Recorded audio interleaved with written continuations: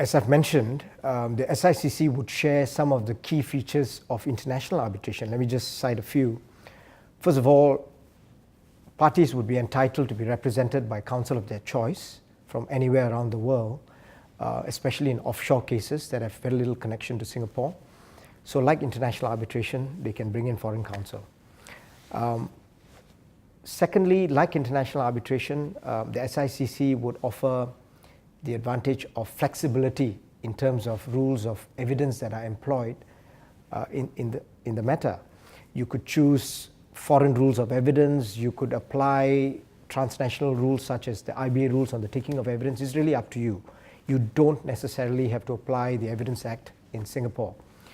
The third advantage of the SICC would be, as in arbitration, you could opt not to have an appeal mechanism, which means the first decision, the first instance decision would be the final decision, and there is no recourse to appeal, like arbitration.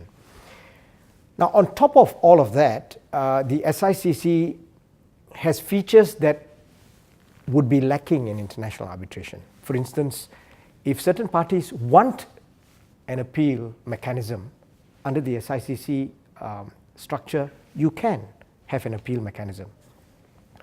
Unlike international arbitration, under the SICC, the court is empowered to bring in into the case third parties who have not signed an agreement or their consent to be before the SICC, if the court feels that they are necessary parties in order to fully and properly resolve the dispute before the case.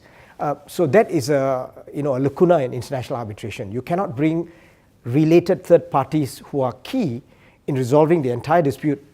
Take a building construction case where you have multiple parties, subcontractors and all that.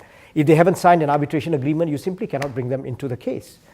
The next advantage of the SICC, which international arbitration would simply lack most of the time, the bulk of the time, is the ability to summarily determine a dispute by summary determination procedures without going for a full hearing.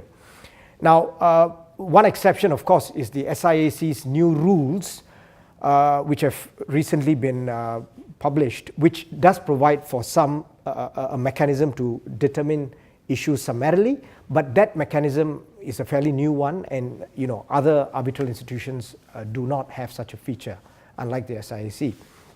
Now, on top of that, I think the next distinguishing feature of the SICC would be the composition of the bench.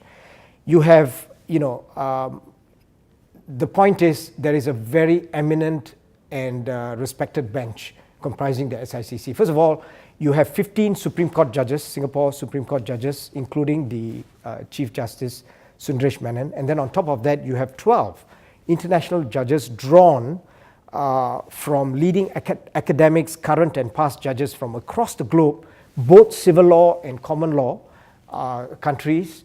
And these, I think there can be no doubt that the quality of the bench is guaranteed when you go in a case before the SICC. Last, I do want to say that in our experience, we prosecuted, we argued several cases before the SICC, including the very first case. I was involved as lead counsel, and our experience was that there's a very, very robust, very effective case management structure in the SICC.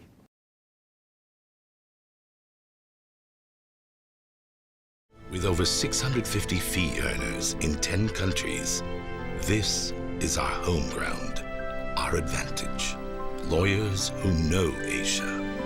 Rajah Tann, Asia.